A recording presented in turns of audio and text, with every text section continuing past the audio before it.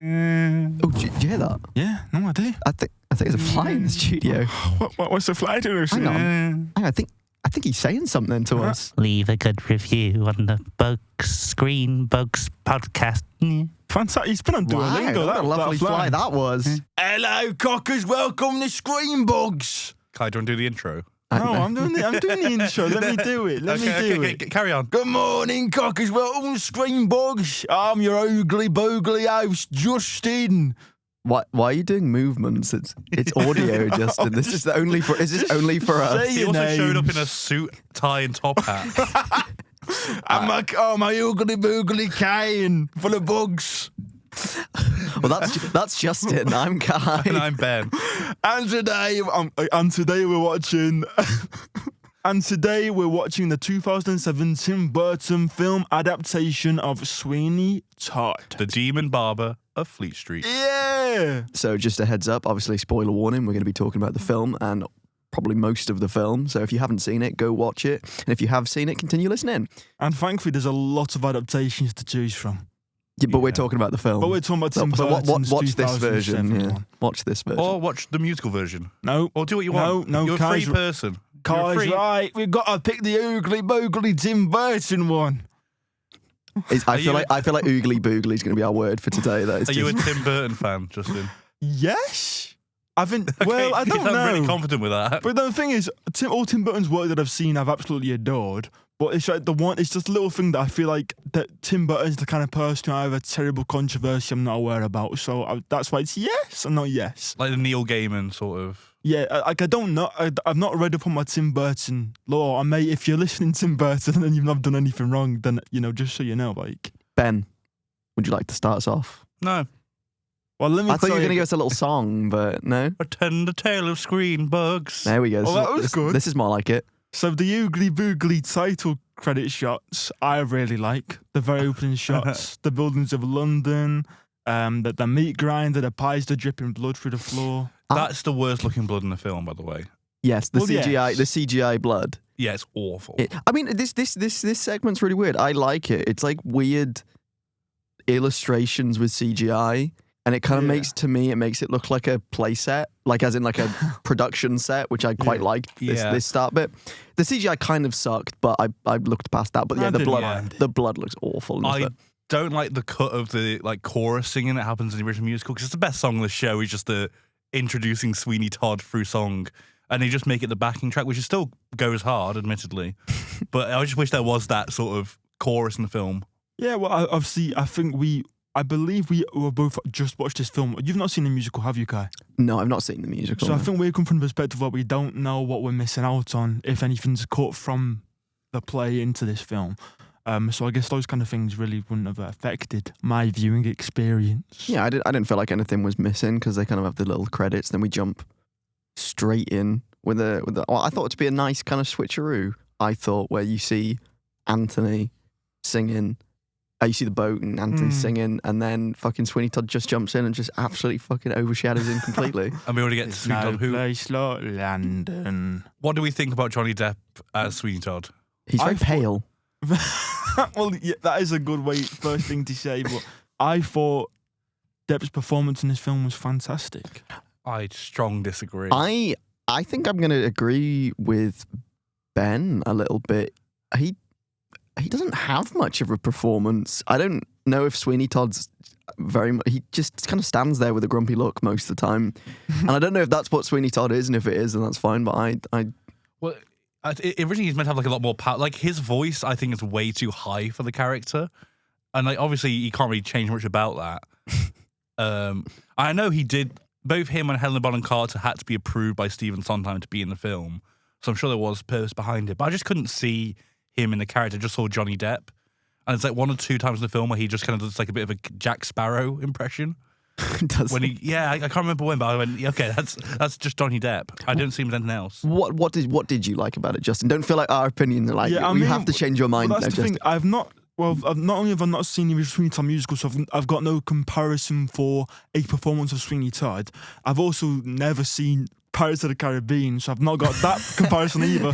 So I'm just seeing my first time watching this specific flavour of a Johnny Depp performance in a musical I've never seen the original version of, and I loved it. I thought it was brilliant. It really gripped me. I had fun watching him on screen in this role. He has some good moments, I will say. I like how they sing about London in this first kind of... It is such a chew. It is, but London's such a shithole in this film, and that's what I really like about Just this. like real life. Just like real life, whoa! I do love the colour of the film and how London doesn't look real, but I like that. It's very sort of like, what's his name? Quick. Mr. London. Rouge. Great Gatsby, what's his name? What, Baz Luhrmann? Baz Luhrmann. It's got a very Baz Luhrmann feel to it. I was going to ask how you guys feel about the sort of very, very dark, cold grade of this film in general. I do like how much London is a shithole in this film, and I love it whenever we depart from London and it's really nice and vibrant. I really like that. And even the flashbacks are nice and vibrant. Yeah, even the flashbacks. It's one thing I wish they did is that whenever it's the story between Anthony and Joanna, I wish they also used like nicer colours. I wish they just cut it their out. love story were like, okay. But their love story is obviously like a different sort of thing. That's how the opening is. He's set up as Anthony, who's the sort of main character in most musicals. He's hopeful, he's a sailor, and there's like the nice, optimistic music that obviously gets undercut by Sweeney Todd's more sort of gothic presence. Yeah.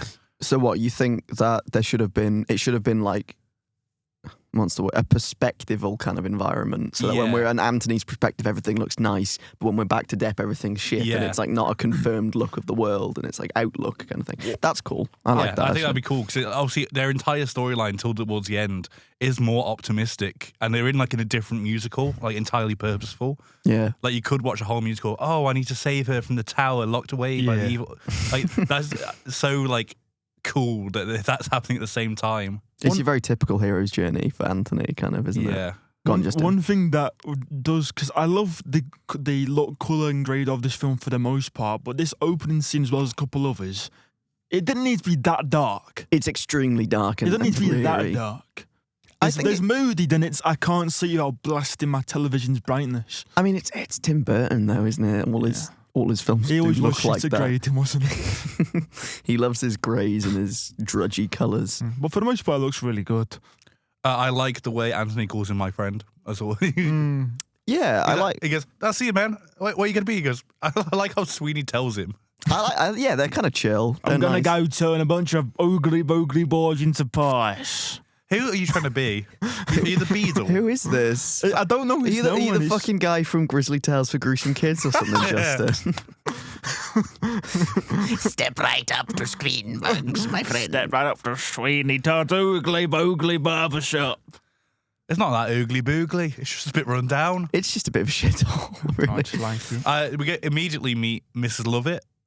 They really jump into this film. Like I thought, the start's really weird. I think pacing wise, it's just song after song after song after song after song, which is good. This guy hates musicals. No, but I just because it's the pacing slows down later in the film. We get more Yeah. intermittent songs, whereas the start is literally just I think that's 'cause non-stop. they cut a lot more things as the movie goes on, like quartets and shit like that. Oh, I see. And obviously, the musical often has the chorus coming in and doing like sort of an interlude where they repeat the song but with different sort of lyrics. Amazing, obviously.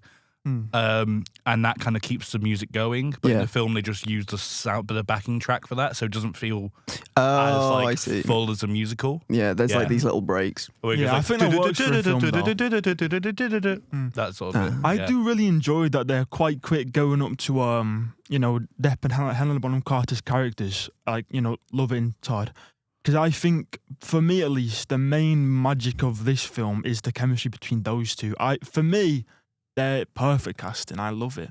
They do work really well together in this film. It's a good. I mean, considering it's just pretty much exposition for this first 10 minutes or so, it's really good. I really like it. Worst Pies in London's the best track in this film. Really? Oh, I love really? it. I love it.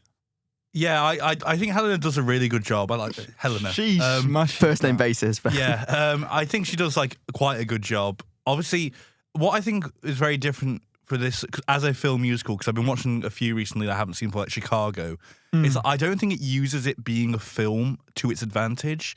there's a bit too much just close-ups and things during songs where it doesn't feel like it has a point of being a film. It's just, might as well do a close-up. It's just a musical with a camera. Yeah, but too close up. They should have just, let it have fun in the environment. They just go full musical with it, which later on we do get more of that. Yeah. But especially so far and for quite a while further, it's all done in close-up. They don't take advantage of the medium, do they? Exactly. Yeah. No, I agree there. There's a lot of close-ups, but... Other than the colour grading, which I still stand by as awesome. Yeah, I love how disgusting Mrs. Lovett's pies are. Speaking of, we got the bugs of the film, guys. Welcome ScreenBugs. I mean, there's quite a few of them. We've got some nice little cockroach, our classic pest. Yeah, and a little fly, I think, as well. Is there flies as well? I think, yeah. Oh. I do love the denizens of London. When she's making a pie, one crawls in, it's like a blink and you'll miss it. Yeah, and she just like seals it in there. I like that. And when he bites, I think one crawls out as well. Yes, I like that. I love in this song as well the incorporation of like Foley, actual sounds from the scene on beat of the song as well. So it was a really nice. When she's like beating it to the, and I'm sure that's in the original musical. It is, yeah. But I love that. But one thing because I didn't say before, what do you think about Johnny Depp's British accent?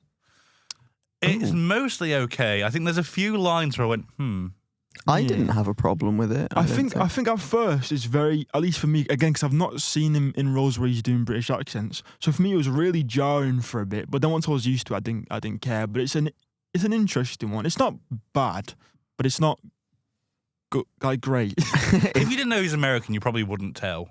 No, that's I feel like true. I would. That's true. He's got the vibes. I just want to ask, do you think, in regards to Mrs. Lovett's pies, do you think that the bugs gave it more flavour? Do you think that's like a nice protein? You got pie? to try. Well, she's already saying that. Oh, over there, she's using bloody cats in her pies. That's gross. But people love them, and they're too fast for me to catch. And I think it's just like little bits like that. It's like, it sets up that the whole world is twisted. Yeah, I mean, it doesn't. They try and they come back to this later, don't they? In means to justify what they do is everyone's fucked and everyone's doing this, so it's okay. I mean, I'm going to say this now because it's on my notes here, and I feel like it's. I want to hear your thoughts on it. Horrible, by the way. Sorry, listen. The guy just gulped. Did you hear that? Yeah. Did you hear that? I heard it go down your throat. Oh, I'm sorry. Sorry, guys. Sorry, listeners. I would say Helena is cast-wise the standout of the film. Yes, I agree with that. Yeah. Agree mostly, other than a few roles that we're going to see later on. So she's in the ranks, but she's in the ranks. She was the highlight for me. There anyway, I think. Jenny one, mainly. We'll get to it. And a fantastic overall cast. So this film's got an amazing cast. Very, very lot of celebrities in this. Yeah. It's like a Harry Potter reunion. We say kind of, yeah. Oh my god! Every single main character other than Joanna was in the Harry Potter films. Was Anthony? Yeah, he played Grindelwald in the original Harry Potter films. I don't support Harry Potter. I don't like it, but I remember googling this. All right, that's interesting. He plays the same role that Johnny Depp then played in Fantastic Mr. Beast. Fantastic Mr. Beast. Fantastic Mr. Beast. That'd be terrifying. It's like way too many seconds to process what you said. I turned 100 children into animals and let them free. Also, another thing I want to point out at this point is the costume and makeup departments. Banging. I do have written Amazing. down. I love how ragged everything looks in this film. All the costumes look so worn and like disgusting. I really like it. Except like one character. The set design is very cool. I'd go to that Baker's. I'd go to it once it was refurbished. Yeah, then we get that bit where he sees upstairs. There's that weird shot of the stairs where it looks like he's seen it for the first time. Obviously, it's the first time he's seen it for a while. I mean, he might be reminiscing. Yeah. He might be like, because it's been he was locked away for 15 years, I think so, yeah. I think they say that in a song. They say the words 15 years or something. 15 years in Australia. Poor guy. Poor guy, damn. Whole thing. I will say, we're talking about the set and the costumes. Nice. Sorry, nice. Jeez. What did he say? Poor thing, which is the next song. Wow. Tim Burton's style really does lend itself to this film. I think both like the setting and the kind of tone of the film. I think it works really well with the musical. Tim Burton's very kind of gloomy and dark style fits well for this film. He belongs in London. Ogly bogly London. For any listeners overseas, this is actually what London looks like. Yeah, it's pretty much. We're not even hyperbolizing. No. Okay, so yeah, we go upstairs. Up the stairs, and we get the No, is it downstairs that she sings poor things, I think? I think it's in the back room. Is it? It's in the back room, she sings it, then they go upstairs. Yeah. You're wrong. You watched the film You wrong. said it. I was quoting you. You said, let's go. Then we go upstairs. They walk past the stairs into the back room. Oh, okay. They can all be cut. Fuck you. Yeah, the poor thing sequence is I like the colour. I like the colour. There's a lot of whenever it goes back to the past and there's also a scene later on where Helena's character is fantasizing and it gets colourful again. But this is interesting because it's so upbeat and colourful, but the scene itself, if you're paying attention, is just fucking disturbing. if you're paying attention. If you watch. I saw the colours, I went, and I just forgot everything else that was going on. I do like how much different Sweeney Todd looks. Like, I go, okay, I can understand 15 years you wouldn't recognise this guy. Yeah, I mean, he goes from looking like average Londoner to definitely a Tim Burton character when we they've flash definitely forward. based Sweeney Todd's modern, like I say modern, like the most he looks in the film after the lead singer of The Damned. I don't know who Which you've got a picture of. Oh, he's got there. It's just the white streak in the hair. Yeah, 100% that's based on It is him. a sick hairstyle. yeah. You should get a white streak in your hair, Justin. Give it a few more years and I will, mate. Many white streaks. Yeah, the flashbacks are cool. I mean, it's nice, and this is where they do take advantage of the medium, as you were saying before, where they kind of having a flashback mid-song is nice, and Yeah, that's it being stylistically difficult is very cool. I think that's the first bit in the film where it feels like, okay, this is why it's a film. This is a film now, yeah. Alan Rickman, we get a first look at as the judge. Amazing in that role. Who, I was hesitant. But He's really good. Yeah. Really good singer as And we well. also see Timothy Spall in this bit as the Beadle. The Beadle, again, fantastic. Does he always play that kind of character, Timothy I've seen him play, Because he's been a policeman in something I've seen, I swear. Yeah, he the way he looks in that film and also in the Harry Potter films and how he looks today is so different that I've been a fan of both versions of him for years and I had no idea it was the same person. I was like, he's sick in this BBC drama. Oh, and then I was watching, I don't know, another film he was in recently, and I was like, oh, he's sick in it. And I only found out, researching for this podcast, that it's the same guy. Well, yeah, I kind of had the same when I was writing down all the cast, so I don't was forget. mad. I was looking at his photo and I was like, that's not him. And I clicked on it and I went, oh, that is him. Oh, wow. He It's looks mad. very different now. He's like still getting banger roll after banger roll as well on the BBC. Are they all the same? Does he always play this kind of like... No, there's a TV show that came out this year that I've not seen, but my parents have. Death Valley. Called Death Valley, and I've Yeah. heard that's really good. He plays like a detective. He was really good in The Oh. Sixth Commandment as well. I've not seen any of it. Anyway, yeah, he's a fun little character. Yeah, Alan Rickman has that shit on. Yeah. He is fucking dripped to the nine, man. Exact same voice and tone as Severus Snape as well. I mean, that's just his voice, man. Yeah. No, he's not.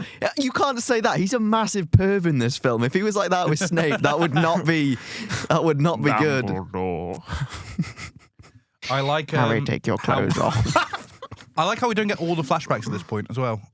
Because we come back later to see him give the flowers, like standing outside. Yeah. I like that. I like how we get like another flashback. I like that it's intermittent with colour. Yeah. I like it's a nice break every now and again. Then we get obviously the reveal that Mrs. Lovett knows that Yeah. Sweeney Todd is Benjamin Barker. Yeah. By the way, awesome name, Benjamin Barker. Benjamin Barker on Oakley Which Bogley London. gets shouted amazingly later on. And Yes. in every version I've seen in the musical, that is the best bit. The Just best the- bit. The power behind and I it. go, that's my name. That's my name. That's half my name. Go on, do the when we get to that bit, do the same cadence with your name. Okay, can you be the judge for that bit? You He have says to- it first, doesn't he? yes, okay. Okay. When we get to that, that's the end of the film. You now. get a little tease. Little tree for the end, guys. If you want to see us in a production of Sweeney Todd, we're going to start it soon. I'll be Sweeney Todd. Kai will be... Who do you want to be, Kai? Who do I want to be? Justin's Mrs. Lovett. The worst boys in London. We are now auditioning the role of Mrs. Lovett. I thought it was quite good. Why did you keep moving your arms and legs, Justin? He fully transformed He then. did. I don't know He how like- to describe he that to folded listeners. and, like, you his could- legs started kicking like a kick line. I just got oogly boogly for a second, guys.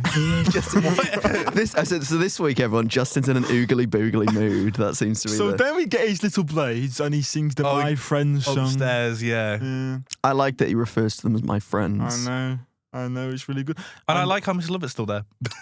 She's happy chill. to be there. He goes, leave me now. But the end of that song is one of my favourite shots, where he's holding the blade up to the window and it zooms out the window to show the buildings of London and stuff. I love it. You got quiet to it. It panned out from Justin as well. I was zooming out as well, just like... Finally, my right arm is complete again. I do think the window is a bit too big to get away with all the crimes he's committing. It is a comically As someone who's committed many crimes, it's always important to have a good large window. Stylistic choices. Yeah. I mean, I guess it means the beggar woman also sees later on. She doesn't see the window. She sees the smoke. You can see on the zoom out shot when you see all the buildings, there's no building with a clear view of that window. Prime real estate, though, isn't it? It's a good bit of, you've got a nice restaurant you're above. I'd live there. Good bit of London. Where does he sleep? I was just going to say that because there's no other room. Because earlier before this, he goes, "Oh, you have a room available upstairs," implying he's going to sleep there. Yeah. And then he turns into his barber shop. Is he just sit on the chair, do you think, and go to sleep? I mean, you've seen the man. He does not sleep. He probably just broods on his chair all night. He does a lot of brooding in this film, I think. Sweeney Todd does a bit too much for my liking, maybe. Then, we pull out from London, where this should be another musical interlude by chorus, but we don't have one. So straight to Anthony. Yes. Yeah. Anthony and Joanna spotting each other through the window. And like I said, I wish the colour changed here somewhat. I think that would have been really cool. I don't... Sorry, I'm looking at my notes. I forgot I'd barely written anything about Anthony and Joanna because I don't care for it. I really don't care for their subplot. So if you guys want to chat about that, I will just sit until then. Until we get to the market, that's when I'm interested. Okay, yeah, again. But I think the musical does a good job with the way the stage is. And it does feel completely different musical. And this song that she sings, which is an amazing song, I think it's absolutely beautiful, gets a lot longer. Sort of, this is the big solo for her. And it's such a beautiful song about sort of being trapped but being unable to fly, so you might as well just sing. I mean, look, the song's great, but the main thing I was going through my head at this point is that this Anthony, he's looking up at this window to this girl, he's singing. And it is just if it wasn't a musical, it would just be like Joe Goldberg in You. Like it's a little bit creepy. I know, but I think that works because the subplot is meant to be this sort of hopeful, cliche musical subplot, isn't it? Of like, oh, I fell in love with this girl, and it's completely separate from the other stuff, and I like that because then when it clashes later on, it makes such a good sort of impact. Yeah, well, Joe Goldberg thought he was some kind of romantic hero too. You know what I mean? I don't know who that is. Have you not watched You on Netflix? Huh? You. It's about a guy who's... Oh, You. I think I've seen Me on Netflix. No, as in joke. Anyway. No, I haven't it's just a guy, he stalks and manipulates women he's in love with and thinks he's a hero. He looks at her in the window, man. He doesn't do anything else. He's staring at her singing. It's a musical. Well, yeah, that's what I say. Anyway. It's only sweet because it's a musical. If not, it'd be very disturbing. And then we obviously get our first proper introduction to the judge. Yeah. Which is a really cool scene, I think, where he's kind of friendly-ish until he goes, what does he say? I saw you... Oh, what's the word he uses? Oh, I can't remember. It's like, it's not gaze, it'll come to me. You. Ogly bogling through my window. Yeah, he goes, your eyes wandered, sir. I feel like I've got to say that Kai's just eating a sandwich right now. Kai? You are? What word does he say? When? The judge, he goes, you word something, and it's a really funny word. I've been eating sausage bat, but I've not been listening at all. I said I'd be back when we get to the market. What about the judge? He's awesome. He's all right. What? Sorry. I wanted to ask you two. What does the beadle do? Yeah, what does he do? His role? He's just a guy. He is, yeah. Wait, do you mean like his job? Mm-hmm. Oh, he's just sort of like basically fancy secretary, ceremonial officer sort of thing. What do you think about the judge's like psycho peeping hole? I think the judge kind of sucks. He's a bit stupid. I know but as like an authority power, he is stupid, but he has that shit on. I like how the Beetle is just this enforcer, knocks him to the ground. I love his little cane that goes whoosh. I knew you'd love that, yeah. Get me one. I like how it goes, should you take a left, you take a right, and then he hits him on the head.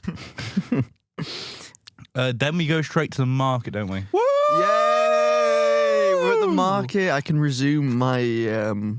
I like this whole bit. Yeah. I love how the market looks. This is one of my favourite scenes. I like how you see the Beetle before, and Sweeney Todd instantly like, what's he gonna do? I love the fact that in this scene especially, his razors act like guns Yeah, it's like a holstered to his Western. hip. Like when he draws them, they literally go like a whoosh, like guns do. I really so like that. good. Yeah. That was cool. Also, another one of the best songs is The Miracle Elixir. I love that song. Oh, we got so another song good. first. Yeah, no one gives a shit about that one, mate. We're talking about the Miracle Elixir. Okay. So the kid's singing. I think he's got a good voice. He can't act while he sings for some reason. So that is Toby, played by Ed Okay, Sanders. make fun of a kid then. Would you guys agree though, somewhat? What, he can't act well? What do you mean? While he's singing quite well, but his eyes like, I need to do this song. It doesn't feel like he's acting alongside it. I don't know, I think he did quite a good job, the boy. I'm going to agree with Justin. Okay. Because he's kind of got that look where he's like, I'm being forced to do this. Yeah. I guess that's true. On the second watch, that makes more. Yeah. Miracle Elixir. That's what they did. I didn't say stop, Justin. I'm just looking at I you. got shy. He's I hidden. like the bold guy. That's when he Looks starts like rubbing. piss. Looks like piss. that is one of the best parts of the musical. I like Johnny Depp's performance overall. I'm not too keen on Sweeney Todd. I do think the more jovial parts, which in the musical he's a lot more jovial throughout the whole thing. I like you really get to see his chemistry with Miss Lovett here. Yeah, Like, it's just in 2 lines, but it's brilliant. they bounce off each other It's just nicely. piss with ink. It's good because he doesn't even know this guy. He's just a hater now. He's being a hater. Also, Yeah. I forgot Sacha Baron Cohen's in this And film. that's what I'm going to say. Might be the best performance in the film. Yes. Genuinely. I- When we It's talked about good, Helena it is Bonham really Collar good. earlier, I genuinely think both this scene and the next one especially, Sacha Baron Cohen is incredible in this film. It's really Yes. good. I don't think it's quite reaching Helena for me, but it's up there. I love Senor Pirelli's. I love how he looks. I love his grandeur. He's a big Yeah. performer. He's got the most colour In the whole- Yeah, whole that's setting true. of this film, especially in this market scene. I love it. I love his. And the over-exaggerated performance works because it is a performance. He's performing. Yeah, Yeah, that's it, yeah. It really lends itself here. It says, "Is this piss? Who says this?" He's a really good singer Yeah. as Oh, well. yes. I think all of the singers are good in this film. I Yeah. don't think there was anyone who felt lackluster. Different from musical in the sense that the musical, this is like a full opera number. The way this man holds notes is He's Italian, yeah. He's terrifyingly well. As a kid, I wanted to play this part for some reason. I changed mine, Sweeney Todd, and my voice got deeper, but fuck, I couldn't do that now. But the song is awesome because he's just like To shave the face. the hair. This is like the comic song of the musical. It's a nice bout of silliness, I think. Yeah, which we should. That's what the movie misses quite a lot of. I think is the silliness, mainly of Sweeney. He's a lot cheekier in the musical for some reason. I am curious which I to watch thought was going to be the other way adaptation at some around. point.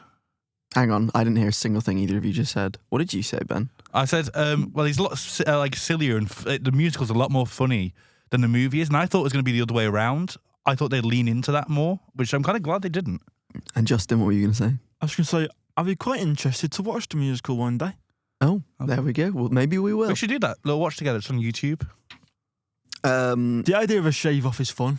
It's a great contrasting bit. As I said, they've got the characters bounce off each other because you've got Pirelli, who's big and he's colourful and he's very eccentric, whereas Sweeney Todd, who is not colourful, he's just kind of very stiff. And I like this. I like this kind of But contrast. obviously, the genius of it, Sweeney doesn't sing at all, therefore doesn't show off, and he does it first, and he wins. That's why he wins. I like that they don't show Sweeney at Yeah. all during this bit. They only show Pirelli doing all this. And I hate when he does the sharpening the And he blade hits Tobias' and he knuckle. hits Toby's knuckle. That made me laugh so much. I love that bit. That might be my favourite inclusion in the film Oh, I see. because I thought that was hilarious. It's a nice little character bit as well, I Yeah. think. It shows off a lot.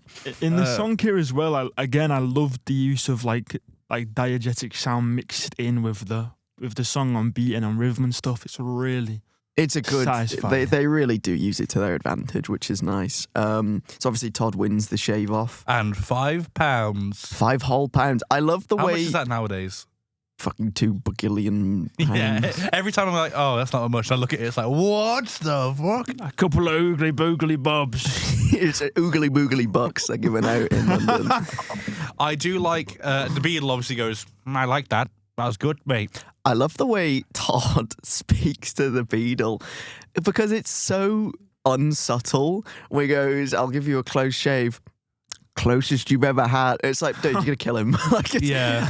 If someone said that to me, I'd think they're gonna kill me, even if I didn't know that they were like planning to do that. Yeah, I like. I guess it'd be free of charge, mate. Though. See, that's more suspicious. And I just want to say, this is just a personal anecdote, which I think you might find funny. Near where I used to live, there used to be a barbershop called Sweeney Todd's Awesome. Barbershop. And next to it was a pie shop That's called Mrs. cool. Lovett's. And it is really cool. They never got any business. Really? Because I think. Why on earth would you, one, no go into a barbershop based off a guy who kills people in Well, 'cause- barbershop, and two, go to a pie shop where the whole point is that they eat people? Because it's fun. I'd go, wouldn't you?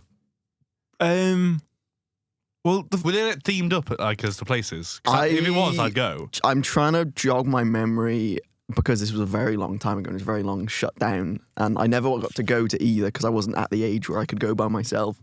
I want to say they probably were and weren't. I can't imagine them being themed up too much. Because I always thought I'd love to do a Sweeney Todd themed barbershop. I think we all It just well, makes that's people- why you're always going to fail as a barber, mate. Shut up. Look at your hair. Ah! Look at your hair. Anyway, I was going to say, what did you... we're talking about personal anecdotes. What's the worst haircut you guys have ever received? Mine wasn't long ago, actually. Really? I could tell. You are not in this position to talk. After this episode, a picture of Ben's going up on I social. like my hair. You do.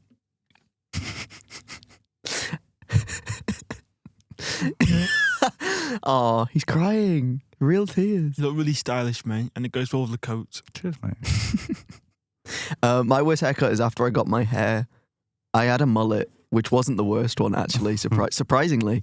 And I wanted it cut afterwards, and they just chopped it all off. And I had really short hair, and it's just not what I asked for. I think I remember that. It was in college, so Yeah. it was not too long ago. And I just wore a hat for a while Yeah, because the little brown hat. the little brown hat. Justin, what's your worst? Well, I've not really got a worst or best because for my entire life I had the same barber and got the exact same haircut every single time. So he's consistent guy. Have you always been rocking this haircut, Justin? My haircut, the only thing that's changed is the products put in. Like sometimes it's a bit more fluffy or a bit more flat. That's the only change. It's the exact same haircut for 20 years. Damn. I changed my shit up. I don't think guys have seen a consistent No. hairstyle for like the last 5 years. That's what I mean. Your worst yeah. haircut is whatever you've currently got. What actually is your worst haircut? Because you've had like mohawks and the sort. I think when I shaved my head for charity right before college, I then looked like a bit of a skinhead for the first but I turned into Harry Hill basically. See, So I had awesome like mop of hair that looked like Austin Powers. And then I shaved it all off and turned from Austin Powers to Harry Hill, which might have been the biggest downgrade of my life. See, this is really funny because if it was the first year of college, I wouldn't have seen this. Yeah, because you were facing. Yeah, so obviously we're in lockdown and I was sat in front of Ben and I wasn't allowed to turn around, so I never knew Ben was behind me. So I never saw any of this because I didn't know him or speak to him, even though I was sat That's directly in front of him. So my story about Kai, obviously I saw the back of his head, and I thought in primary school, I went to a primary school with these two twins that had the exact same curly hair as Kai has. And he mentioned during like a fun fact thing that he has a twin, and I went, "Oh, is that him?" Because I think they had like two very French names, so I kept trying to listen out to him. He said you were French. The first time we actually interacted was I think we had to pick between watching two films for Christmas, and I said, "Oh, I love the Muppets."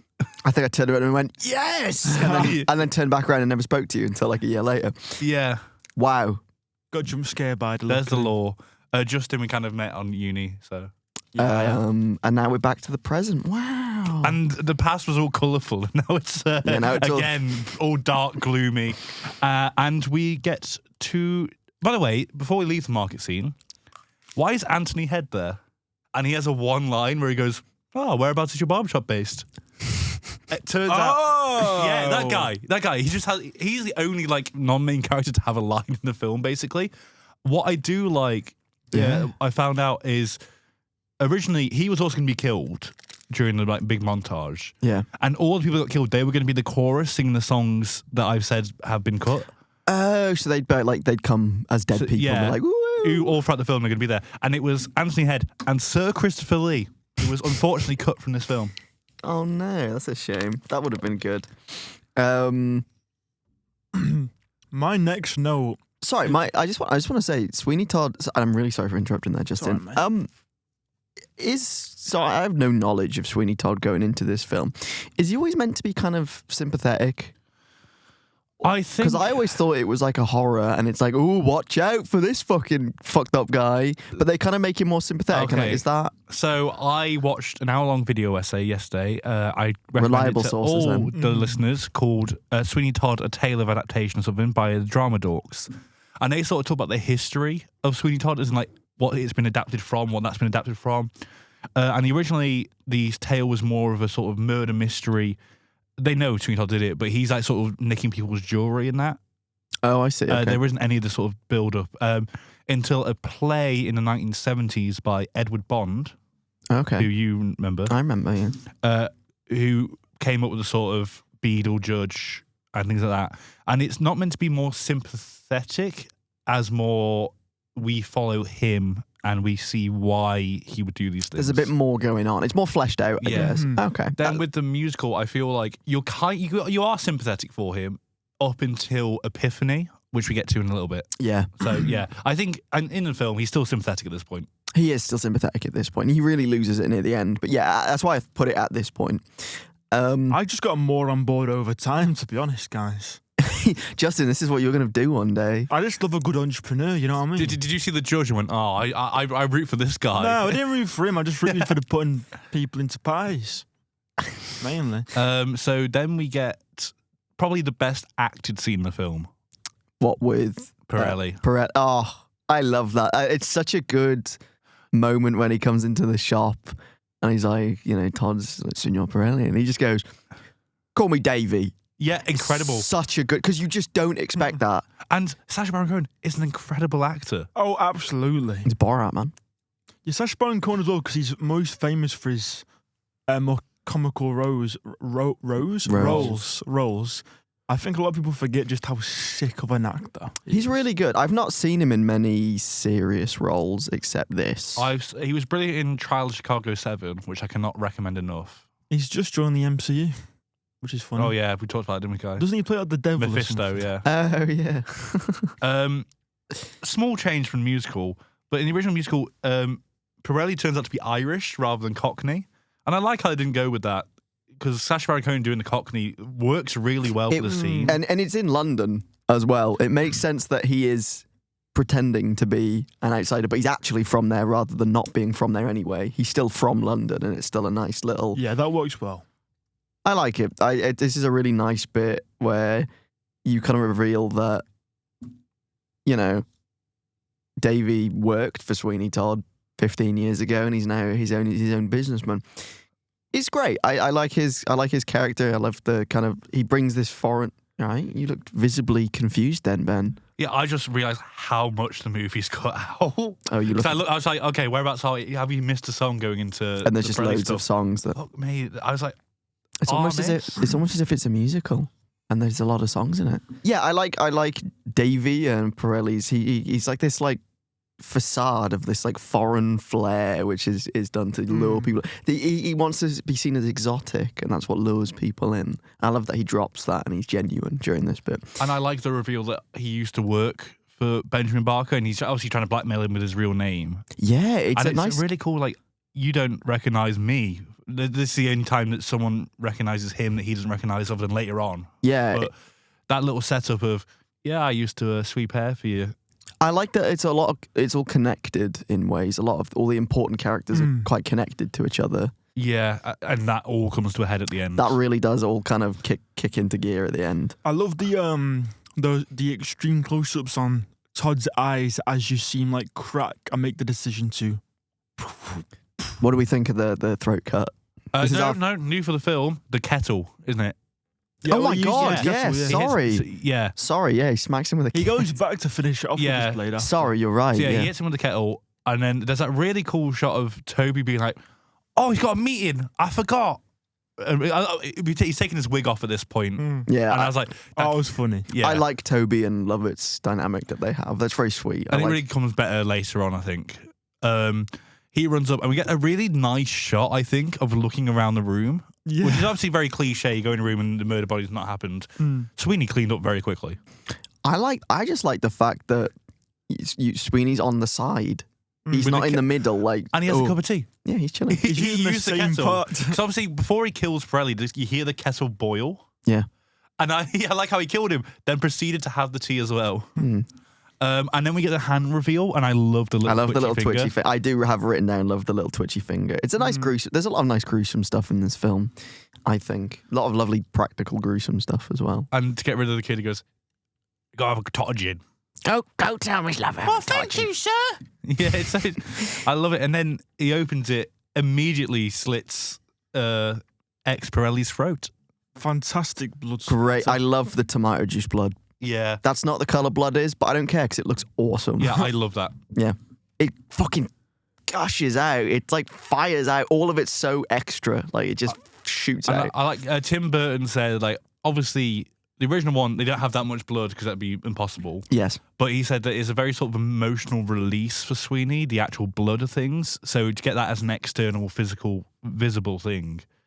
Again, I think it's taking advantage of the medium as well, isn't it? A lot of these elaborate sets and stuff you probably couldn't pull off on stages, and especially with practical effects.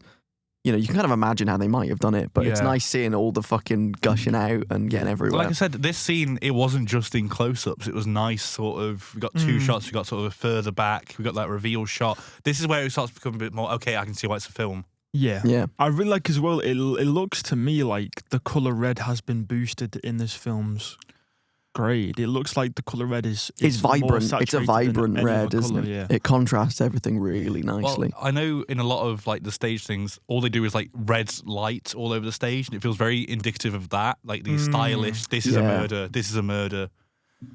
I don't think it has the awesome bell whistle that the musical has, though. Whenever someone gets murdered, they blow that shit.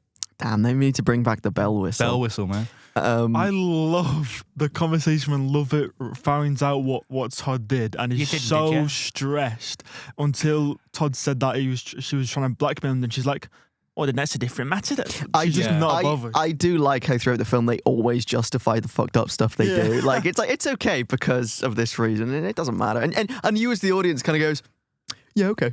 Yeah, but they kind of set up they kind of set up at the start when she's talking about how there's like another shop, you know, putting cats into pies and stuff. Like they're setting up London as this place where people have to do terrible things to get by.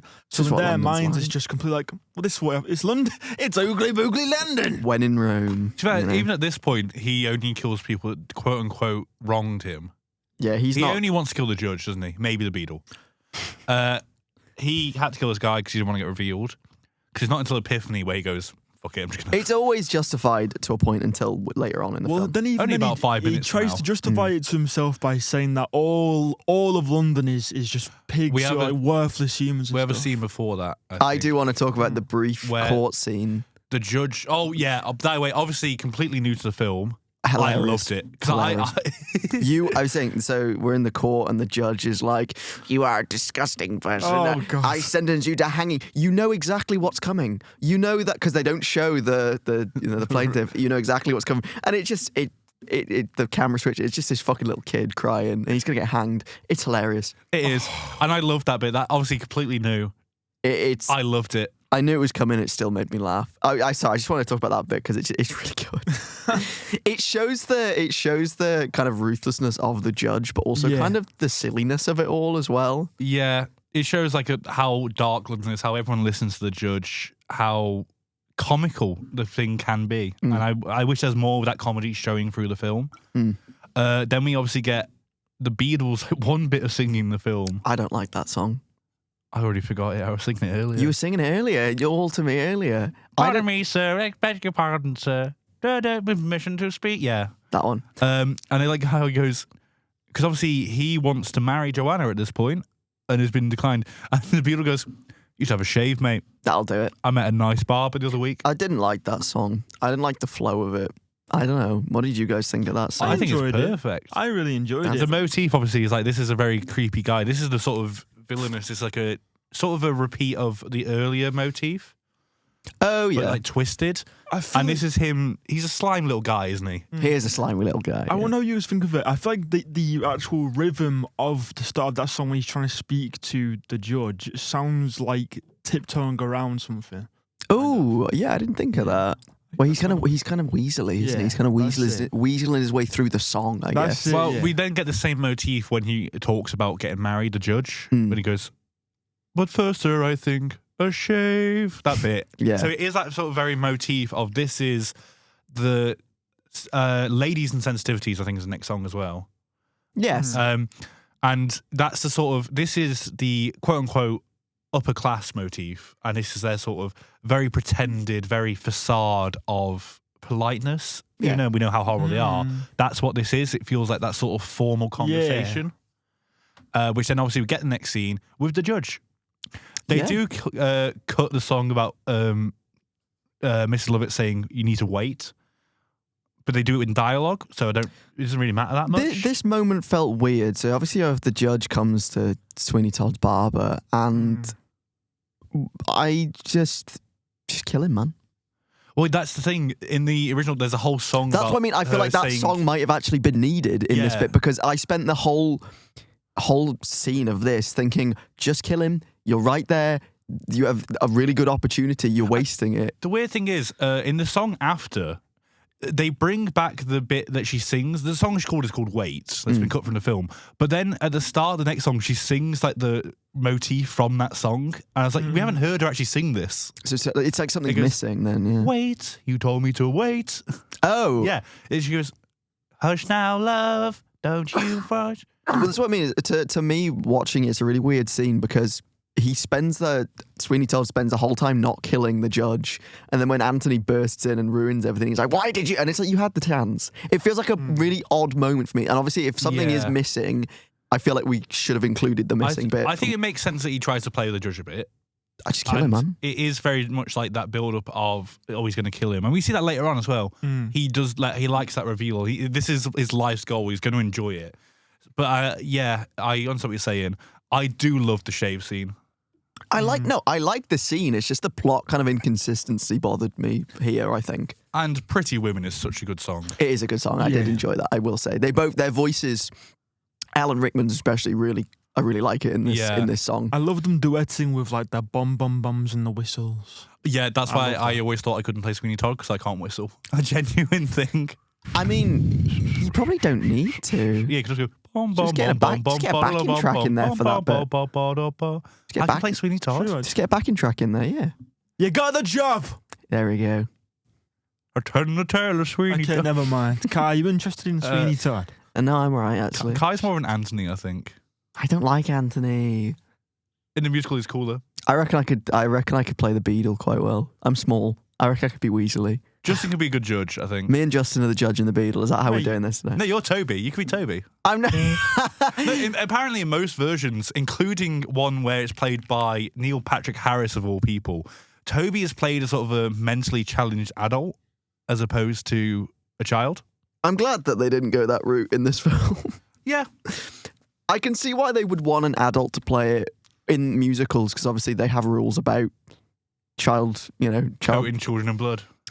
No, but Yeah. working hours and stuff like that is they'd have to have two cast members And it's a play. very Toby. demanding role. Yeah, he does a lot, and he's a very key character. But yeah, he gets very close to it. And I love the film using it as a film well, is that every time he goes to shave him, or even like when he puts his hands around his neck The to take his camera coat kind off. of comes in, doesn't it? You notice that when he tries to take his coat off, his hands go around his neck fully. The camera goes, "Oh no, not yet!" And every time he's about to cut his throat, the camera closes up, and it's awesome. Yeah, I mean, I like the song, but the plot, this plot moment aggravated me. I don't mind it. Anthony rushing in, awesome.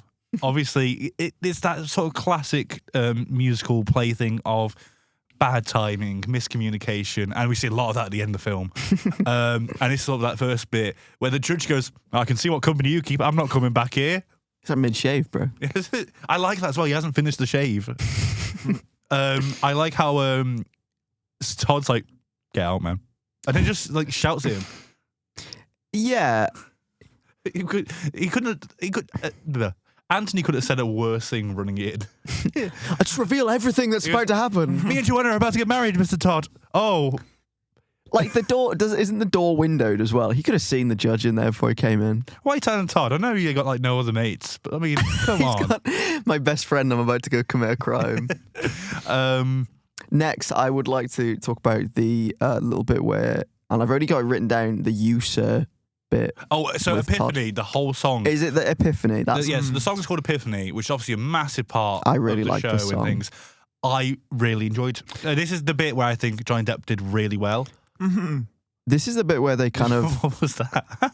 I said, but I also caught some my throat at the This same is time. this is the bit where they kind of remembered that they're doing a film. Yeah. And that they can be a bit more creative because you've got a great scene of Johnny Depp going out into the streets and people are ignoring him and he's singing past people, but it's just his imagination. Yeah. I really like that. It's really cool. I think in the musical, he obviously sings it to an audience. Johnny Depp couldn't come out on our screen and sing it to us. Speak for yourself. He was in my living room. Yeah. I was terrified. I love it. Walking past the street, everyone annoy him. There is one bit in the song I think is a bit cheesy, which is where obviously he looks up and he falls to his knees. And it cuts outside the church in the water. It felt like an old 2000s rock video. But yeah, it's really cool. Really good performance of the song.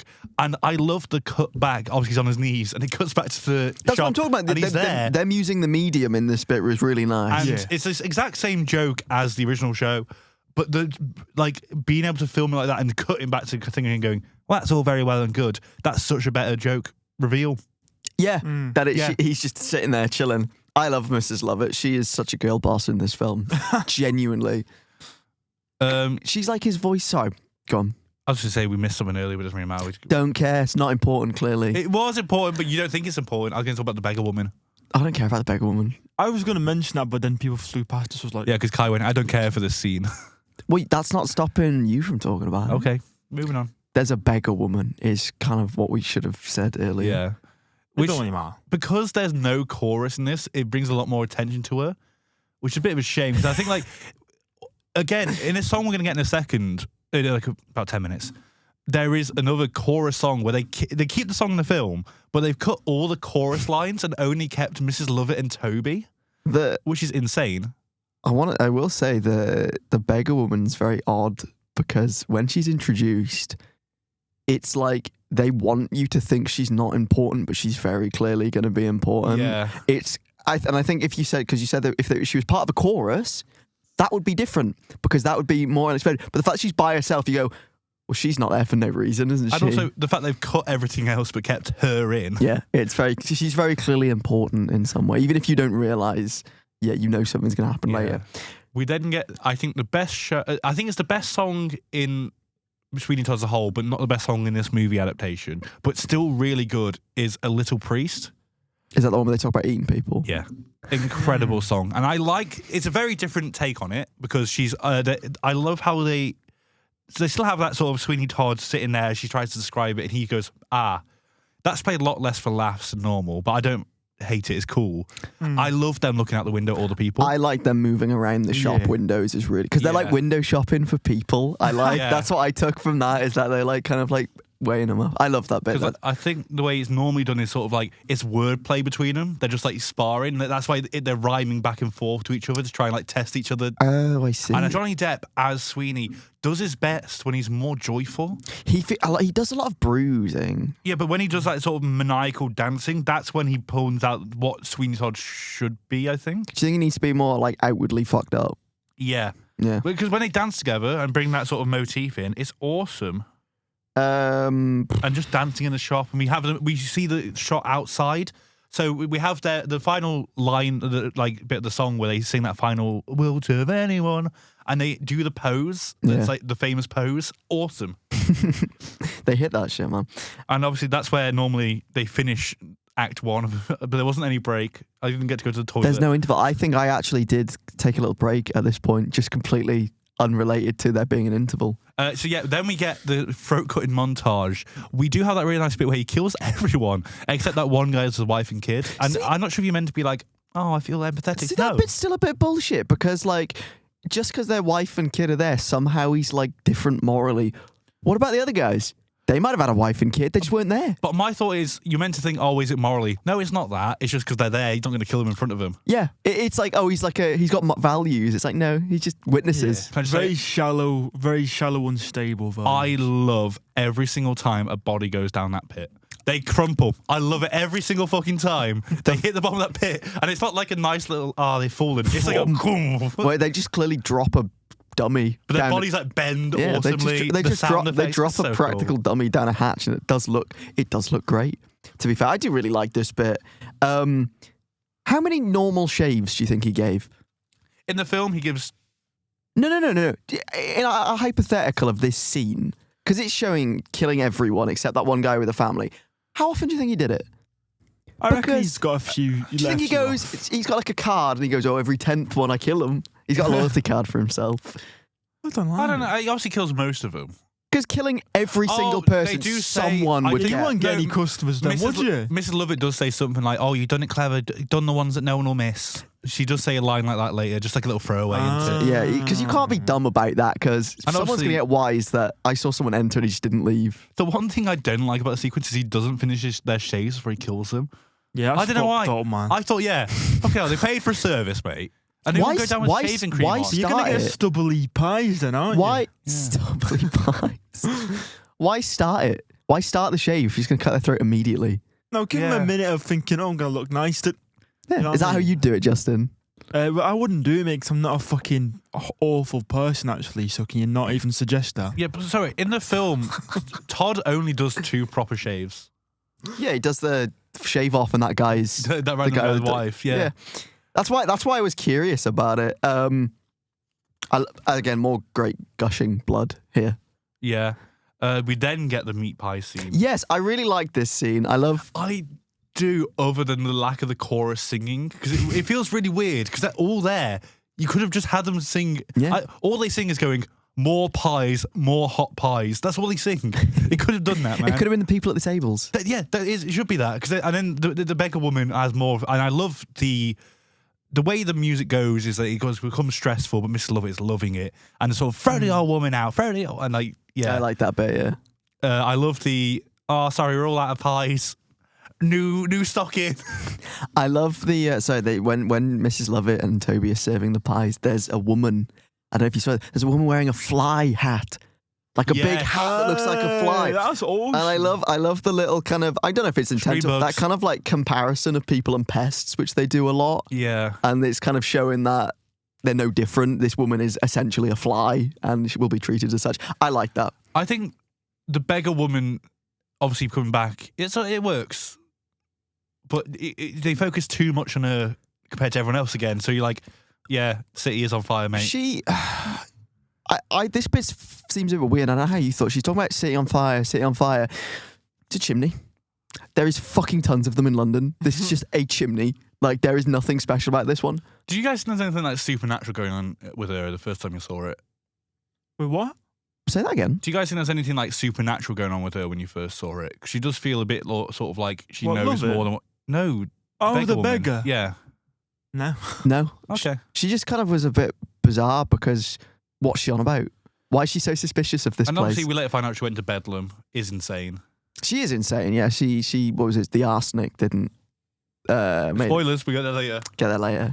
Um. I mean, we after this bit we have a nice change of environment. Oh, do you have the picnic. by the seaside? I love this sequence. I love how colourful it is. Oh yeah, it's an actual picnic though, isn't it? It's not part of the imagination. So Yeah, the they- picnic's real, then it goes into this sort of... Yeah, they go for the fantasy. imagination to the beach. Why And do you think that picnic was? Do you think that's just like the nice part of London? The tree they have? I don't know, but it's such a nice breath of fresh air. Literally. Like, I put literally and figuratively because it's a nice departure from the grey and the gloom of the film. Yeah. This really vibrant, colourful, natural environment. I really like this little break that we take with them. It just feels refreshing at this point. And it's an important part of Lovett's, I think, character journey as well. It's very, I mean, you've got her song about the future and how much she loves Todd. And I do like Johnny Depp's acting in this bit, and by that I mean standing there looking miserable. It's a really fun bit. Because obviously they have the picnic, then they go back, and then we have the imagination scene, don't we? Like straight away. The imagination scene is during the picnic. During the picnic. Is it? Yeah, it cuts back to the end of the picnic, and they're sitting there with Toby. I do like how Toby's in the imagination. That's really cute. Oh, that was cute. I like this little family dynamic that Lovett wants to have with the two of them. She's a nice character. I love that during this sequence, Todd isn't just miserable. He looks like nervous. Like he's like he looks nervous about He's completely out of it during this film. Really Todd's bathing suit, awesome. all the costumes in this film are fantastic. The best bit is obviously, I think the funniest bit in this bit is obviously the church wedding, where Mrs. Lovett breaks the fourth wall. I quite like that. She's like, oh, look, I'm getting married. And Sweeney Todd just goes and slowly turns. And the kiss is just so funny. It's I really like the interesting one-sided romance that we have here. Yeah. And I feel like that's not something you see a lot in films. Usually if there's a one-sided romance, it's the other way around, and it's the guy who really likes the girl, but she doesn't like him back. And she falls for him at the end. Yeah, I like that it's a nice kind of play on this, and it doesn't go where you expect it to go. Sweet, it's very tragic. I'm going to say at this point, who is the evil character in this film? Who is the most evil? It is Mrs. Lovett, isn't it? Mrs. Lovett's kind of the mastermind, I think. Yeah. She's always whispering in it. She's the voice of kind of calling him. Yeah, the judge is powerful but thick. He's so thick. So I mean, I feel like Todd obviously kills the most. He's talking, man. Sorry, I was doing like the list thing. Mate. That's all right, mate. He's crying, just as tears in his eyes. I'm just saying, like, I don't think the judge is quite bad as well because he's a bit of a paedophile. Nothing's gonna harm you, not while I'm around. Yeah, Toby, little snake. What do you mean, little snake? He goes, I think Mr. Todd's a bad man. To be fair, Todd doesn't. He's not the.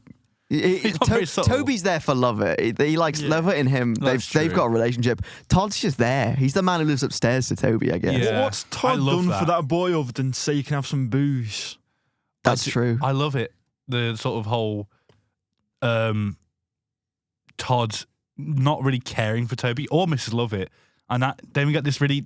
Toby hasn't got anything else. I think this is when he reveals he would have been in a workhouse, or is that earlier on? Earlier on, that was ages ago. Yeah, but this is where he says, I walked past it and I thought if I weren't with you, I'd still be there. It really shows their dynamic, which is really nice. And this is a point where you realise that, as you said, Todd doesn't care about those two. He's in this for his own personal stuff. I like how Toby is the one trying to give care, and then it changes to Mr. Lovett after that he says is Mr. Todd. Yeah, great power shift of that. I genuinely thought that at the end of this scene, she was going to kill him. They kind of lead it up that, because she's kind of sadly saying, do you want to go down to the basement? I was like, she's going to kill him. Because they really kind of lead up to it. Because obviously, I think she gives him the change out of the wallet. And he notices that it was Mr. Pirelli's wallet. So that's nice. Because he has the great line where he says, I ain't smart, but I ain't dumb. Yeah. I like that. I like how he goes, that's Pirelli's wallet. And then Mrs. Lovett just goes, no, it was a birthday present from Mr. Todd's. And he goes, oh, okay. No, he goes, that makes even more sense. And I like how it's probably true that Miss Lovett didn't know it was Pirelli's wallet, and Mr. Todd did just take his wallet and go, here you are, happy birthday. What? She took it from his body, man. Cut all that, she did. Then why did she call me that stupid ass lie? Because she didn't want to say I took it from his dead body. It's true. Cut all that, made me look stupid, Justin. This episode's too long. Start again. Make this the beginning point of the episode. Welcome to Oogly Boogly. All right. So Toby's in the basement and he finds the pie and there's a toe in it. Shit quality control. Yeah. That is the first one. That is the first one he picked up. Food hygiene, mate, that's getting a 1. That's getting a 1. I used to work in Mackey's, you can get 0, right? but I've been to some Mackey's worse. I used to work in Mackey's. You had a whole separate person on the shift checking for toes. And that was Was me. it you? It was you. And let me tell you, not a single complaint from any customers, other than the one guy, Pete, who liked the toes. I put them You put up. them in specially for him? Yeah. I respect that. They should hire you back, I think. No. I once found a hair in me Greg sausage roll. Well, I wasn't reacted working there, mate. quite the same. They locked you in Greg's, and you were like, no. I know we kind of brushed over it a bit because a lot really does happen during this bit. It's very quick and snappy. I love that we don't see the beetle die. Yeah. I really like that, and I know we completely brushed over the fact, and it must come to a shock to those listening, that the beetle is suddenly dead. But that's how it kind of happens in the film. Yeah, because I was like, I'm waiting for his kill, and you don't see it. You see the beetle, and then after this bit, he just drops down, and his fucking head like explodes all over the floor. Yeah. Which is fantastic. Oh, it's nice. We do have that cool bit with Anthony and Joanna, where he goes to the mental asylum. But they changed it too much. Sorry to go back to it, but I have to. In the original, obviously, Anthony's got that gun. Mute him, Justin. He can't bring himself to shoot the warden. So Joanna takes the gun and shoots him. And that's like the only character that Joanna gets. It Obviously, doesn't she isn't matter written everything that was in the musical. Yeah, but it's interesting because it's a very shit scene. But Joanna has nothing to do in this film. That's the only thing she gets is shooting the warden. And even that doesn't happen. He gets ripped apart by the patients or something, doesn't he?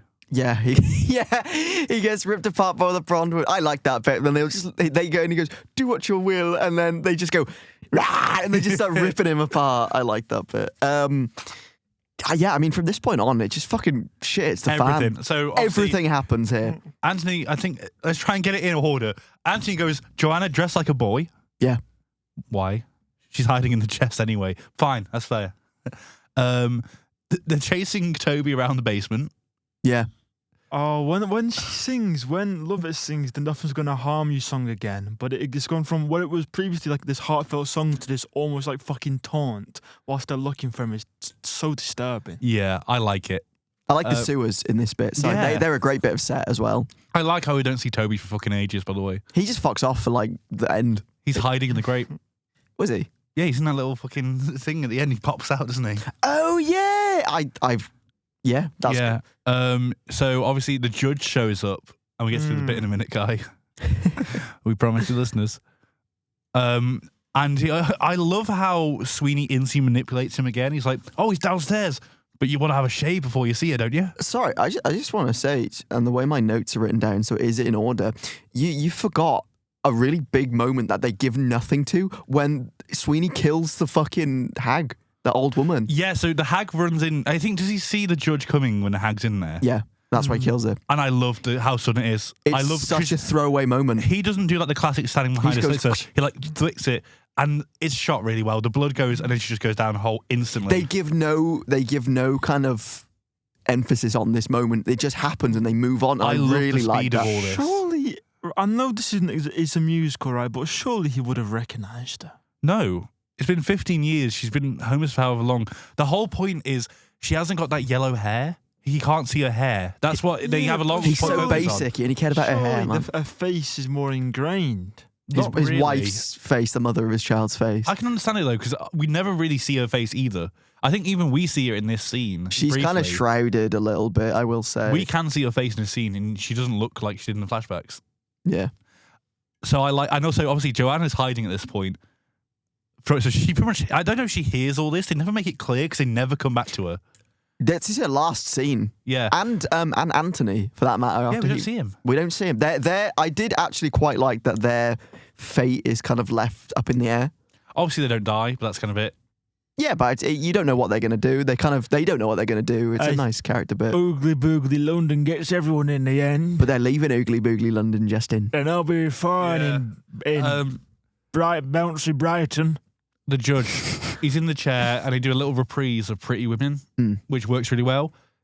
Sweeney says pretty much the same thing he said in the first haircut, where he goes, like her mother. And the first time the judge goes, huh? He goes, nothing. But this time he goes, you don't recognize me. It's been 15 years. He does like the whole like big reveal. It is a good reveal, to be fair.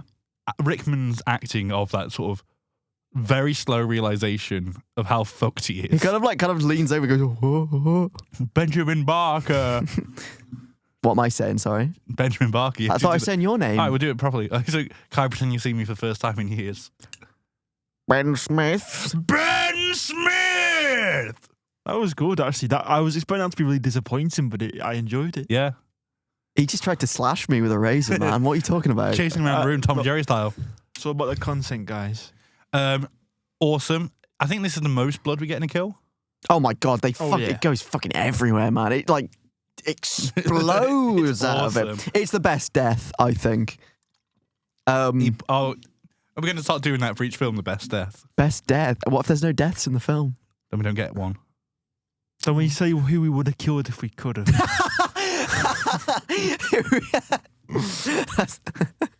I'm saying best death was Pirelli. Do you think? I think the best Because we have the kettle and then the slash. My favourite death's yet to come. Oh. I mean, there's like one. There's like two more. Two more. Oh, I know whose it is. Take your best. Yeah. You got 50-50 chance. I mean, yeah, we've got a lot of... after the judge dies, everything fucking goes on, as we've said. The pacing increases dramatically. I love how, obviously, he sends the judge down, and we get the reprise of My Friends, who goes, rest now, my friend. He nicely lays it down. He's done. He doesn't need to kill anyone else. He's got his mission. But obviously, we know he's a sick, twisted bastard. He hears someone at chest, he instantly picks him back up, and I love that. Yeah. I think it's a brilliant character moment of he can't just stop. I really love this moment, and there's a lot of like some great dramatic irony in this ending segment, and this being one of them. The fact that that's his daughter and he has no idea, and one of the last things he says is "forget my face." Incredible. Yeah, it's great dramatic irony. Did any part of you think he was going to kill her? I'm surprised that he didn't, but I'm glad that... I'm sure there's some versions that he kills her. I mean, there's enough dramatic irony already. I feel like adding that wouldn't... I loved it how many kills are at this end. It's brilliant. Yeah, no, I agree. A lot of them are really unexpected as well. Yeah. He never actually meets Joanna in a musical as well, does he? I've not seen the musical, Ben. I don't know. I mean in the film as well. This is their first meet. This is their first meeting. That's what I think that's brilliant. Like, he wouldn't recognise her anyway. No, I like it. And it's all about the hair. They always talk about the yellow hair, don't they? Well, he's a barber, isn't he? It's all about hair. Oh, yeah. I mean, like, even Anthony earlier, he's talking about how he wants to see her yellow hair. Yeah. And Todd was talking about her wife hair. And that's why I love this next scene. So, obviously, he hears the scream from the basement. I love how the judge is still holding on. That's like... That's crazy. He did well to hold on, I think. We get to see that. That's awesome. Die already! Awesome. Do you think anyone ever went to Sweeney Todd for a haircut? Everyone went for shaves. He's a barber. That, yeah. Would you go for it? Yeah. Would you go for a haircut? Because would he still kill you if you're going for a haircut? Sorry, didn't the judge ask for a spa treatment when he first goes? I don't remember. Because he says, but first, sir, I think a shave. He does like a big list of things. Oh, yeah. So I think he's going to have like a massage, get my nails done. Give me a manicure, pedicure. Yeah, so we kind of get the as I've put, the wife reveal. Which is awesome, because obviously the oven opened. It's because we see Mrs. Lovett see the body before Todd does, before Todd even comes in, and she freaks out. She starts dragging, instantly starts dragging into the oven. And he's like, get the door open. And the light reveals her hair, which is what gives it away for Sweeney. And I love that change. That's such a brilliant thing. Again, using the medium to the advantage here, so you can really see these close-ups. Really, what a dickhead not noticing until the hair. That's the mother of your child. That's not on, is it? He's not true. Yeah, but he's also been told that she's dead. He wouldn't expect her not to be. Yeah, but it's the face of the mother of your child. Yeah, which is horrifically deformed from years of poverty. No, it's not deformed. It's not that different. She had a bit of crap on her lip. That's about it. I know, but that's only for this scene to reveal it, isn't it? So we as an audience know more. Yeah, I know. But yeah, I don't mind it. It makes sense to me. This is the first time he sees her. He's about to kill the judge. Yeah. This is the first time he's actually seen her. He goes, "Don't I know you?" He's like, "Listen, you need to fuck off, or the judge is coming in." Yeah. So kill her. Of course he does. He hasn't got time to think. But he's close enough to see her face, and it's dark. Yes, but he's not thinking about that. He's thinking about the judge coming up the stairs. But it's the face of your wife. Yes, but he's not thinking about that. He thinks she's dead. He's not going to be it like... It don't matter he's thinking about it. He's not going to lift up her veil. Your dead wife's face is looking at you. She's wearing a veil, man. She's wearing a bonnet. Covering her face. Yeah, but he's not looking at her face. He's like fucking... He's looking right at her face. I disagree. He looks I'm defending right at the film her face right now. with like a foot distance. There is no excuse. We already know he's a knobhead, but there's a new layer. All of this for his wife, doesn't recognise her fucking face. He'll kill for her, but doesn't know what she looks like. As soon as there's light, because Tim Burton doesn't let him see, okay? As soon as there's light, he goes, oh, shit. Do you understand what I'm saying, Kai? Sweeney Todd, and harking back to my plot inconsistency earlier, he's not the smartest. He is a bit rash, and I feel like, yeah, I don't know. I kind of agree with what you mean, Justin. I see both sides, and I feel like the fact that maybe she is like different looking, she's just not that different looking enough where she's unrecognizable. In the film, yeah. In the film, because especially. they needed that reveal of her face. You could easily catch on at her first appearance in the film that is his wife. Yeah, I think it's only because the lack of a chorus again. Again, yeah. It is brilliant. If you didn't, you get told by Mrs. Lovett that she died, and I think you have no reason not to trust her. And despite her being shown to be a liar to many people, you kind of trust her with Mr. Todd. I love how that gets played in its head. We got lied as well. Yeah, I like their characters here, and I think it's... I mean, Mrs. Lovett could have easily saved herself by just saying, well, I thought she was dead. How was I supposed to know? I saw her drink arsenic. I didn't see the rest. How do I know she didn't die? She could have easily lied away. But also, it makes sense why she keeps trying to kick her out. I think there's a bit more in the original, like she keeps kicking out this homeless woman. Yeah. And I love how that brings that sort of back. Oh yeah, get the fucking old woman out of here, Toby. Toby, get her out now. I do like how she goes, never lied to you. Obviously in song, we goes, I didn't lie. She did drink poison, just didn't take, that's all. Yeah, that's what I mean. I wish I could have lied her way out of it. I love that there's twist after twist here. This really like turns into ways you couldn't expect at this point. We get a final bit where I really like Johnny Depp as Todd, which is his, again, sudden change into joviality, that dance. The little dance. Towards the oven, that shot showing it, we know what's going to happen. You do. Oh, but like after she's been thrown in, just a few shots you get of her burning are They're crazy looking. horrifying. They are actually horrifying. And my favourite death scene in the film. That's the effects do look good here, like as she actually like physically chars away, and like it does look good. It's horrible. This is a horrible one. Yeah. She had the worst death, I think, of everyone. Oh yeah, everyone else is quite quick. Yeah. I love the dance. I love the dance they do because you kind of don't want to believe that he's about to kill her, but you kind of know he's going to. Because the way they dance is like, oh, he's lost it now. Then they get close to the oven, you're like, oh no, is he? You kind of expecting it. And it is sad because I liked Mrs. Lovett. She's nuts and she's evil, but I liked her more than Todd. Obviously not that lasts long because Toby reappears. Yeah, I like that little bit where obviously Toby walks up behind and picks up the blade, I think. Yeah, picks up the razor. And it's hard to tell if it's meant to be on purpose, but Todd kind of like raises his neck. He looks up a little bit, yeah. He's not going to see, but he didn't know Toby was there. I feel like maybe he heard him. Yeah, maybe. I don't think it really matters. Either way, he's done what he wanted to do. It's very unpredictable, this moment, considering Sweeney Todd then has his throat slit by Toby, of all people. Yeah. The loss of innocence here. Which is a really cool scene. And then the film ends. Well, you got a big smile, Justin. What were you going to say? I've seen that wide shot of him holding Lucy as the blood's dripping down and onto her face. It looks so good. That is one of the best shots, if not for me, the best shot in the entire film. And there's just close-ups of her with just blood pouring on her face. It looks really good here. I would say I think that final wide shot of her holding him, the blood going through the floor is probably my favourite shot of the entire film. I think it is up there, definitely, because the blood kind of nicely goes along the bricks, doesn't it? And then, the film does end on a very kind of sudden note, which I think works really well. Oh, go on. Obviously, I keep saying that, lack of the chorus, they always have that bit, and they have that final song. I don't mind that they don't have that, but if they had like that music and it just pans out over London or something, rather than that just cut to black, I wouldn't have hated it. That makes sense. So you do hate it? Oh, no, sorry, no. No. You know what I mean? You wouldn't have been... If there was something just like a bit of a... One more, that musical reprise, the da-da-da-da-da, pulls out into London, something like that. For me, it works, but I get what you're saying. Yeah.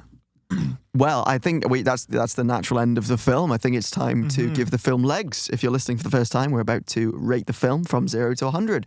0 legs being a worm and it's shit. 100 legs being a lovely centipede, and we really liked it. Can I just say, this scoring system is really prejudiced to worms. I love worms, sadly, but it's just about the amount of legs, mate. They just don't have any legs, man. If they wanted to be seen as better, then they'd have to get legs, wouldn't they? Of course, to the any listeners that don't have legs, which is entirely possible, Kai, you can be worth 100 as well. You can be worth. If in fact you are listening and you don't have legs, you're worth 1,000. We love you. Unless you kill people for fun. Speaking of, Kai, what's your score for this film? So I like this film. This is my second watch, so I could do a bit more. I wasn't just like, oh, the plot. I could do a little bit of digging a little bit deeper, which was nice. Yeah. It's good. I didn't like all the songs personally. Some of the more talky songs, I don't know what they're actually called, if you know, when they're kind of just talking over music. Yeah, that's the difference, I think. I wasn't a big fan of those ones. But overall, I liked it. Solid cast. Interesting visuals, it was good. I had a fun time watching it. I'm going to give it probably a 62 legs. Okay.